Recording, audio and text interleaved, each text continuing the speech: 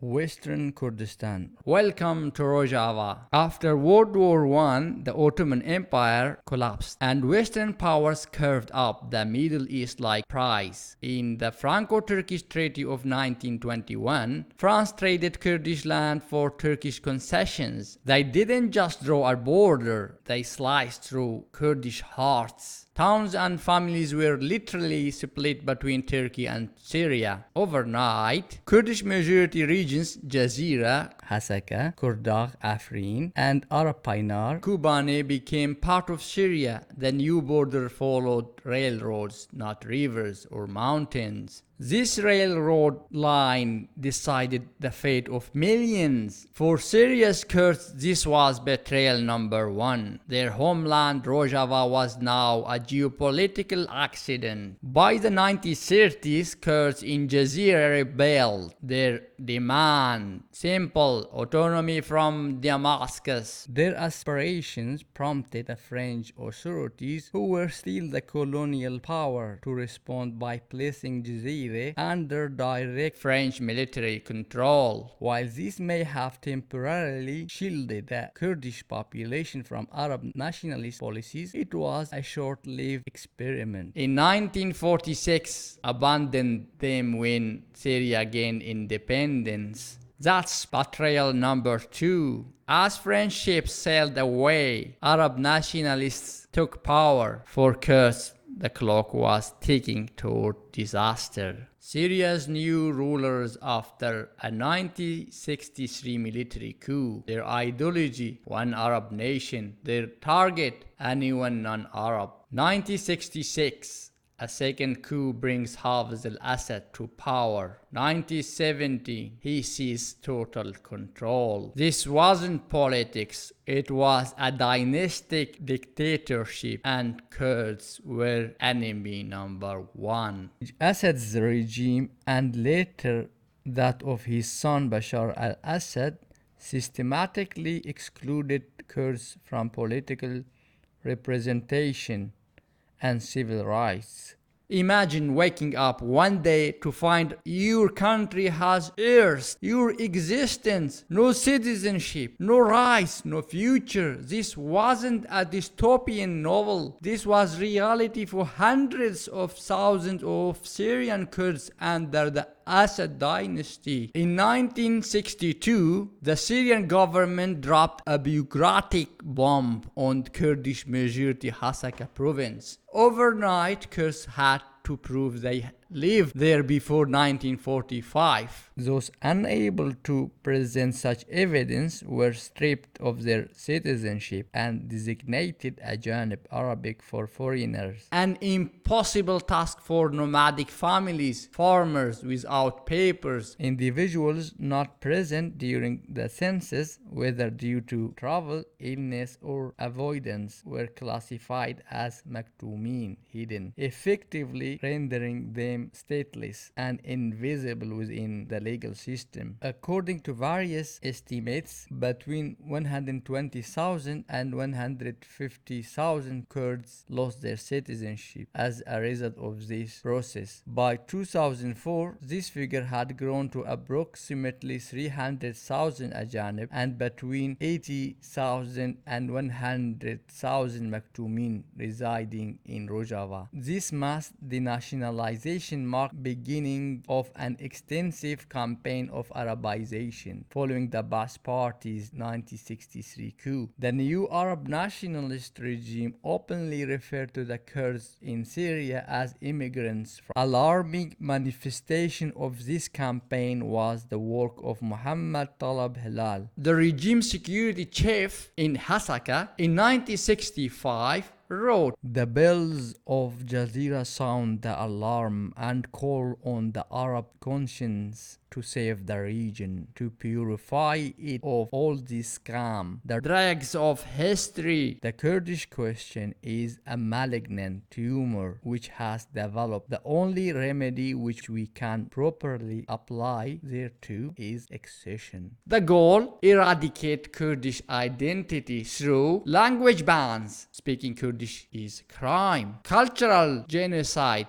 banning music and names, economic suffocation, no investment in Kurdish regions. By 1967, Assad launched Operation Arab Belt, a Stalin-style demographic war along the Syrian-Turkish border from Amuda to Derek, aimed at breaking the geographical continuity of Kurdish majority areas. The plan included the forced removal of Kurdish villagers, settlement of Arab families, denial of Kurdish education, and exclusion from public sector employment. In 1975, the Syrian state took concrete steps to implement these policies by constructing 40 model villages within the cordon zone. Around 7,000 Arab peasant families, mostly from the Arab Raqqa region, were resettled into these villages and provided with land, housing, and arms, further embedding the demographic shift. This state-led colonization effort dramatically altered the demographic landscape of Jazira, the easternmost region of Rojava. As a result of these policies, by the 2000s, Jazira was home to 1,770 villages, of which 1,161 were predominantly Arab. Arabs had come to constitute 54% of the population, while the Kurds had dropped to 42%. This was textbook ethnic cleansing. Why Assad did it? Beyond racism, this was called strategy. Oil control. Kurdish regions held Syria's largest reserves. Fear of autonomy. Divide and rule. Pit Arabs against Kurds to distract from regime failures. For decades, Kurds lived as prisoners in their land. In March 2004, a football match in the city of Qamishlo sparked something deeper than sport. It became the spark of a Kurdish uprising long in the making. During the game, Arab fans began chanting pro-Saddam's slogans. They shouted, "Long live Saddam Hussein, the killer of the Kurds." When Kurdish fans responded with their own chants, "We are all Kurds," the situation exploded. Syrian security forces opened fire, killing at least 7 Kurds, including children. Protests spread from Qamishlo to cities like Amuda, Derek, and even Aleppo and Damascus. It wasn't just about a football match. It was about decades of repression, statelessness, Arabization, and denial. Bashar al-Assad's regime responded with force. Over 30 Kurds were killed, hundreds were wounded, and thousands were arrested. Entire neighborhoods were put under lockdown. The state labeled the protests foreign-backed separatism,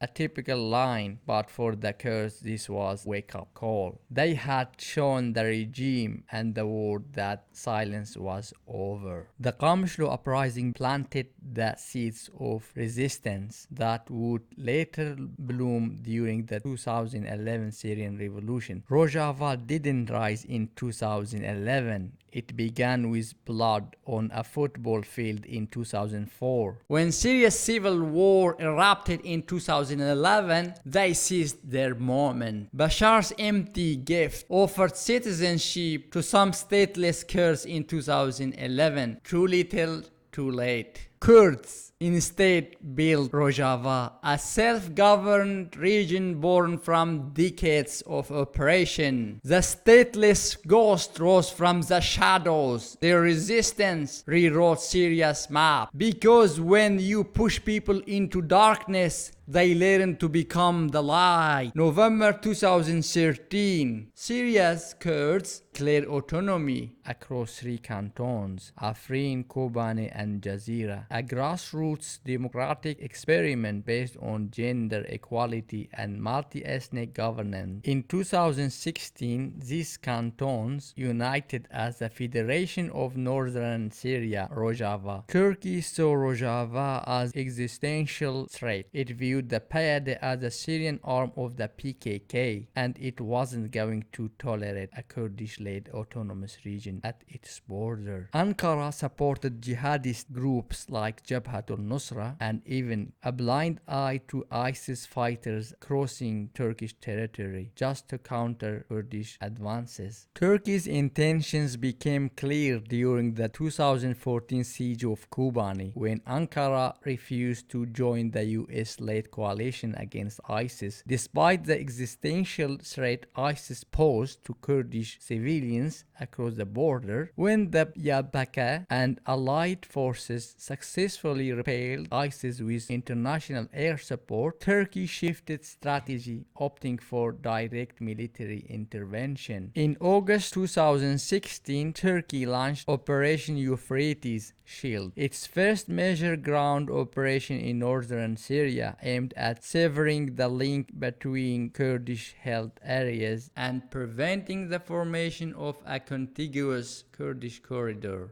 This was followed by the Operation Olive Branch in January 2018, a full-scale invasion of Afrin. Turkish forces, aided by Syrian Arab militias, forcibly displaced tens of thousands of indigenous Kurds, committing what many observers described as a campaign of ethnic cleansing. In a further effort to dismantle the Kurdish-led autonomous administration in Rojava, Turkey orchestrated a third military incursion into Syria, this time under the guise of diplomacy with the United States. On October 6, 2019, US President Donald Trump announced the withdrawal of American troops from northeastern Syria, stating, "We have secured the oil, and therefore a small number of US troops will remain in the area where they have the oil, and we are going to be protecting it, and we will be deciding what we are going to do with it in the future." This decision effectively abandoned the Syrian Democratic Forces (SDF), primarily composed of Kurdish Yabaki fighters who had